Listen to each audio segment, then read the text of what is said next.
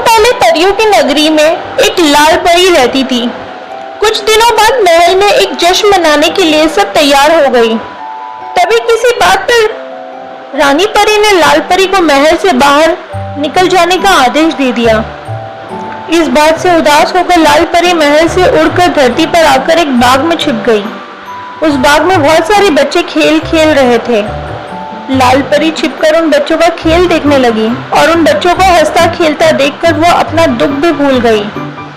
तभी बाग में खेल रही सोनी नाम की एक लड़की की नजर लाल परी के सुनहरे लाल पंखों पर पड़ गई। सोनी को लगा कि शायद ये कोई फल है और वह उसे लेने के लिए उसके पास चली गई। सोनी ने वहां पर जब लाल परी को देखा तो वो चौंक गई और खुशी के मारे चिल्लाने लगी। सोनी की चीख सुनकर बाग में खेल रहे सभी बच्चे भी उसके पास आ गए। सुंदर लाल परी ने लाल रंग के कपड़े पहने हुए थे, उसके पंख भी लाल थे और उसने चमकता हुआ लाल रंग का सिर पर ताज भी पहना हुआ था। सब बच्चों को देखकर लाल परी ने सबको अपना परिचय दिया। ये सुनते ही सारे बच्चे खुश हो गए और उछल कूद करने लगे।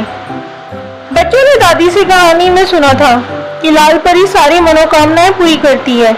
इसी वजह से सारे बच्चे लाल परी को देखकर और खुश हो गए और अपनी इच्छाएं बताने लगे।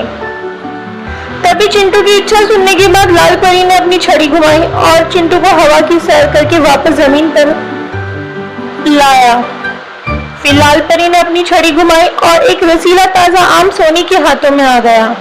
इसके बाद लाल परी ने फिर से अपनी छड़ी घुमाई और बाग के सभी फूल रोशनी से जगमगाने लगे।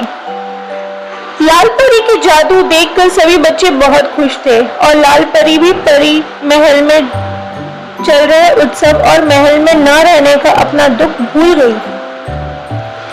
इसके बाद जैसे ही फूलों का चमकना कम हुआ, आसमान के सारे तारे चमकने लगे। फिर बच्चों ने लाल परी से विदा लिया और अपने अपने घर जाने को तैयार हो गए। बच्चों के जाने के बाद लाल परी का मन फिर से उदास हो गया। लाल परी को उदास देखकर सोनी से रहा ना गया, तो उसने उसकी उदासी का कारण पूछ लिया। लाल परी ने सोनी को रानी पर की सारी बात बता दी। यह सुनने के बाद सोनी ने कहा, आपने कोई शरारत हरकत की होगी तभी रानी परी ने ऐसी सजा दी है। मैं जब भी घर में शरारत करती हूँ तो मेरी माँ भी मुझे कोई न कोई सजा देती है। सफाई देते हुए लाल परी ने कहा, नहीं, मैंने कोई शरारत नहीं की थी। लाल परी की सफाई सुनकर मुस्कुराते हुए सोनी ने फिर से कहा, कुछ तो शरारत की होगी। इतना सुनते ही लाल परी ने अपनी छड़ी और नजरें सोनी से चुरा ली। नजरें नीचे करते हुए लाल परी ने कहा, हाँ, मैंने एक शरारत की थी। नोटू बोना सीढ़ी पर खड़ा होकर परी महल की सबसे ऊंची घड़ी की सफाई कर रहा था। मैंने सीढ़ी को हिला दिया था। डर के मारे वो घड़ी की सुई पकड़कर उसी पर लटक गया और परी महल की सबसे बड़ी घड़ी की सुई टूट गई। उस घड़ी की सुई टूटने के कारण घड़ी रुक गई और परी लोक में सब रुक गया था। इसके बाद रानी परी ने अपनी जादू से सब कुछ ठीक किया और इसी वजह से गुस्सा होकर उन्होंने मुझे महल के बाहर भेज दिया, जबकि इसमें मेरी कोई गलती नहीं थी। सारी गलती नोटू बोने की थी। लाल परी की बात सुनकर सोनी ने कहा, मेरी माँ कहती है अगर हम अनजान होकर कोई गलती करते हैं तो उसके लिए माफ किया जा सकता है, लेकिन जानबूझकर कोई गलती की जाए तो उसके लिए सजा देनी चाहिए। तो आप ये बताओ कि क्या आपने उस सीढ़ी को जानबूझकर हिलाया था या गलती से?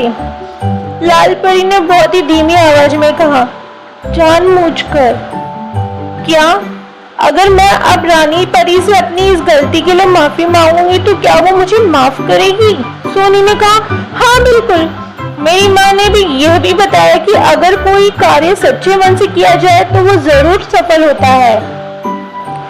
इसके बाद लाल परी ने सोनी को कहा कि वो उसकी तरफ से उसकी माँ को धन्यवाद दे और अपनी जादुई छड़ी घुमाकर अगले ही पल में सोनी को उसके घर पहुंचा दिया। सोनी की माँ के विचारों को सुनने के बाद लाल परी ने अपने में ठान लिया कि वो परी लोक की सबसे अच्छी परी बनेगी।